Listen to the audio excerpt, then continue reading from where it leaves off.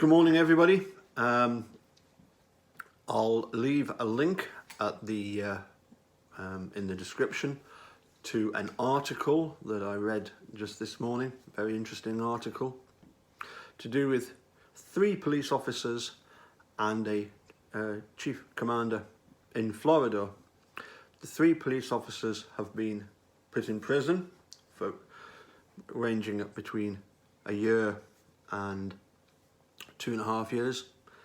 The police commander is going to be sentenced in November for false arrests, for wrongly convicting people, particularly in this case juveniles, and convicting them of burglaries and from presumably houses, but also from cars.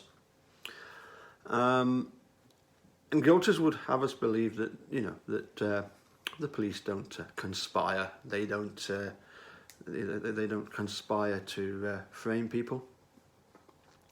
What a load of nonsense! And interesting, isn't it, that these 3 officers have been ordered by their commander to do this. And isn't it interesting how willing those 3 officers were to do exactly as the commander had instructed them to do?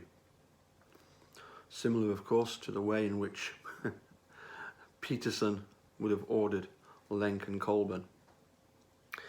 Thank you very much for everybody that's taken the time to answer the question posed yesterday. If you were wrongfully convicted, who would you choose? Given the choice, who would be your number 1 choice of attorney to represent you?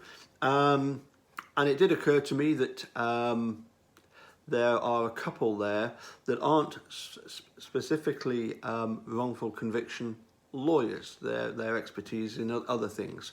Obviously, Walt Kelly and Steve Glynn were actually were pursuing the civil suit on behalf of Steve. But let's always also remember, of course, that it was actually Keith Finley over at the Center for the Wrongful Conviction place, Wisconsin Wrongful Convictions. It was Keith Finley that really ran with the idea that Steve had been indeed framed.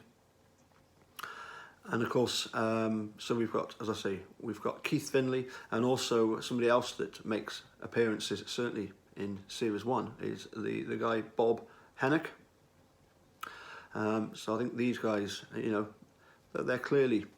I remember once I sent Steve Drizzen the picture of the hotel that we were staying in down in Durham, and it was called the Honest Lawyer Hotel. And Steve himself said, you won't find many lawyers staying there.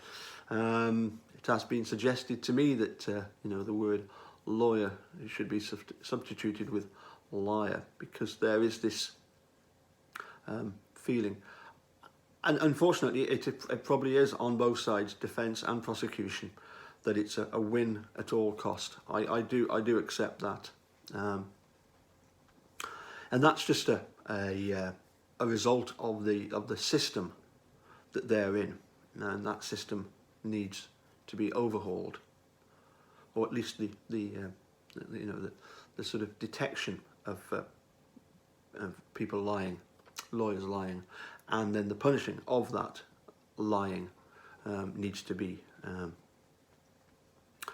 improved, certainly.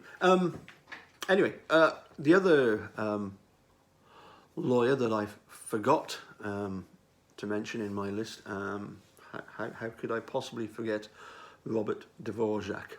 As we know, Steve Drizzen points out that he was the guy that flew all the way across America to meet up with Mr. Mike O'Kelly and present him with a subpoena for all the tapes of the interviews of Brendan and all the documents. Robert Dvorak, yeah, real good guy. So as I say, thank you to everybody that voted. I didn't think there was going to be much doubt as to who was going to top the charts. Notable that one or two people did actually go for the dude himself, which was good. And I think there were certainly, Dean and Jerry and Steve and Laura were also very popular. Which brings me to the fact that we had one person voted for himself. Charles Darwin, bless him, he said he would go for Ken Kratz. Well, that's very good of you to go for yourself. But his comment was absolutely priceless. He put, I would go for Ken Kratz because he's a winner and he plays by the rules. To which we had a superb reply, absolutely brilliant reply from Raoul, is it Griffin, over there in Holland. Absolutely brilliant. He put that you have confused winner and prize. So I thought that was absolutely brilliant. Well done, Raoul. It always amazes me that people in Holland, I mean, I've been to Holland a few times, Amsterdam, and they've got their own language, and yet they speak English so well that they can actually, sort of present very, very easily jokes, which, you have to really understand the language to be able to do that. And they've got a great sense of humour, the Dutch, of course they have. Anyway, well done, Raoul. That was a brilliant response. I was speaking to somebody earlier today explaining all about the case. I'm sure it happens to you as well. You end up presenting this story that just seems absolutely ridiculous, doesn't it, and of course you then have to explain where we are in the case. So here's the next quiz for you. What do you think is going to be the number one piece of evidence that's going to free Stephen? Well, first of all, he needs a retrial. What could trigger that retrial?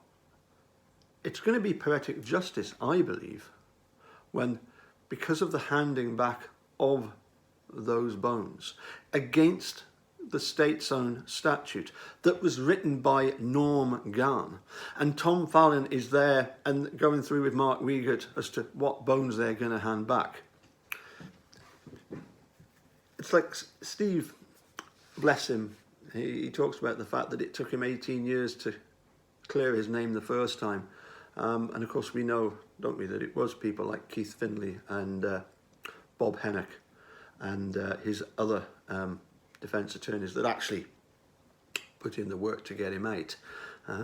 It's not, that's no criticism of Steve. Where he is, there's not a lot he can do other than say yes to all the kind of testing that can possibly be done. And this time, yes, it's going to be Kathleen Zellner that's going to be representing him, but it isn't going to be poetic justice. The two guys, Garn and Fallon, that were responsible for putting Steve there in the first place, are going to be the ones responsible for him having a retrial. That's going to be absolute poetic justice. Bring it on. We can't wait. So, as I say, what do you think is going to be the number one piece of evidence that's going to bust this case right open? Could be that we're still waiting on something, some other developments, but in any civilized society, with what Zellner has unearthed already, the bullet with wood in it, the holding back of that CD, the contents of the computer, the extraordinary amounts of DNA, both on the key and the hood latch swab.